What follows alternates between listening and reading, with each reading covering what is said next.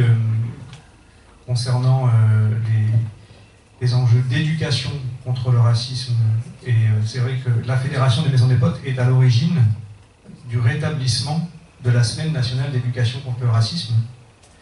Donc c'était une bataille qu'on a menée au lendemain des attentats donc de Charlie Hebdo et d'Hypercacher, avec la ministre de l'Éducation nationale de l'époque, Najat Vallaud-Belkacem. On était très isolés, très seuls, pour réclamer le rétablissement de cette semaine-là, parce que beaucoup d'autres organisations considéraient qu'il y avait déjà la journée de la mémoire des déportés, la journée de l'anniversaire de l'abolition de l'esclavage, la journée de la laïcité, la semaine de la presse, et que ça faisait déjà beaucoup. Et nous, on a considéré qu'il fallait rétablir la semaine d'éducation contre le racisme obligatoire dans tous les établissements scolaires, que les potes avaient obtenu à partir de 1989, 88-89, qui avait disparu en 2004. Et pourquoi ça nous semblait très important que l'État reprenne la responsabilité d'organiser l'éducation contre le racisme, c'est parce qu'on considérait que nous, les associations antiracistes, avions beaucoup de difficultés à entrer dans les établissements scolaires si la semaine n'était pas instituée, et ça reste le cas. Ça reste très difficile de rentrer dans beaucoup d'établissements scolaires pour faire ce travail d'éducation contre le racisme, et même si la DILCRA a essayé de recenser toutes les actions d'éducation contre le racisme pendant la semaine du 21 mars, il y a encore beaucoup de difficultés dans beaucoup d'établissements, et les moyens d'outils pédagogiques sont quand même très limités. Donc il y a une vraie attente d'un investissement beaucoup plus fort dans cette semaine d'éducation contre le racisme. Et je voulais dire en témoignage par rapport à la rencontre avec des jeunes qui sont animés d'idéologie raciste, c'est qu'il y a un travail qui est indispensable à mener d'éducation contre le racisme. Il n'y a pas de spontanéité dans la jeunesse à être antiraciste.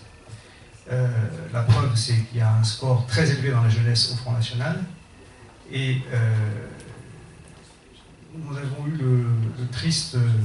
la triste expérience ces derniers jours au niveau de la Maison des Potes d'être partie civile en justice contre des jeunes activistes d'organisations racistes, que ce soit à Saverne pour des jeunes qui étaient dans la mouvance du Front National et qui avaient donc profané 250 tombes juives il y a 2 ans, ou que ce soit il y a quelques jours au procès de Poitiers, contre des jeunes, 72 jeunes avaient été dénoncés la construction d'une mosquée à Poitiers avec un mouvement qui s'appelle Génération Identitaire, et ces jeunes sont de bonne famille, 18-25 ans, animés simplement de la haine de l'immigré, de la haine du musulman. Et ces jeunes-là sont sans doute recrutés peut-être parmi les hooligans du PSG, mais aussi dans n'importe quelle sphère, et ils sont structurés, endoctrinés par des organisations qui ont des moyens qui sont sans commune mesure avec les nôtres. Revenons un petit peu sur les moyens. Génération Identitaire a affrété un bateau pour aller s'attaquer aux migrants. Ce bateau a été pris sous un drapeau de la Mongolie, il est passé par la Syrie. Ça a coûté plusieurs centaines de milliers d'euros d'affréter un tel bateau pour une opération anti-migrants. Donc c'est une organisation qui est financée soit par des milliardaires russes fascistes, comme le Front National est financé par ces milliardaires russes fascistes, soit par d'autres biais. En attendant, c'est des organisations qui ont énormément de moyens, qui ont des permanents, qui gèrent des plateformes Internet. La lutte contre les plateformes Internet, c'est la lutte aussi pour démanteler des organisations mafieuses, des organisations qui ont les moyens de financer ces sites-là. Et aujourd'hui, en France, on a un travail d'amateur. On parlait du pragmatisme anglais. On a un travail d'amateur totalement dans tous les domaines. Pour démanteler ces organisations-là, c'est un travail d'amateur. Je donne un exemple d'amateur. Au palais de justice de Poitiers, où j'étais partie civile il y a quelques jours, les 72 fiches des renseignements généraux n'avaient pas été fournies au tribunal, ce qui fait qu'en fait, ils en ont poursuivi que 5. Et c'est la presse qui a révélé que 20 des 72 avaient une fiche S, que beaucoup avaient déjà un casier judiciaire pour avoir fait du hooliganisme, que d'autres avaient déjà fait le point contre la manifestation, contre la décision de légaliser le mariage gay, et le tribunal n'avait même pas les renseignements sur les 72. Et on n'a pas de véritable travail pour pouvoir créer les conditions de la dissolution de ces organisations, alors que Génération Identitaire, par exemple, c'est la reconstitution d'une organisation qui a été dissoute, qui s'appelait Unité Radicale, et qui ensuite s'est transformée en Bloc Identitaire, et après en Génération Identitaire, et qu'il y aurait, la moindre des choses, c'est de faire des investigations pour démanteler ces organisations qui sont dangereuses. Quand je dis qu'il n'y a pas de moyens qui sont mis pour attaquer ces forces-là, par exemple, elles créent des sites internet d'incitation à la haine raciale, qui sont domiciliés en Floride, au Canada ou aux Pays-Bas. Et quand on porte plainte au commissariat, on tombe sur un policier ou un procureur qui dit « Ouh là là, c'est trop compliqué, le droit international, jamais on réussira à faire fermer ou à faire condamner ces gens-là, puisqu'ils ont été trop malins. Ils ont été ouvrir leur site internet en Floride ou au Canada ou aux Pays-Bas. » Bon, ça demande juste un petit peu plus de travail, mais c'est pas impossible.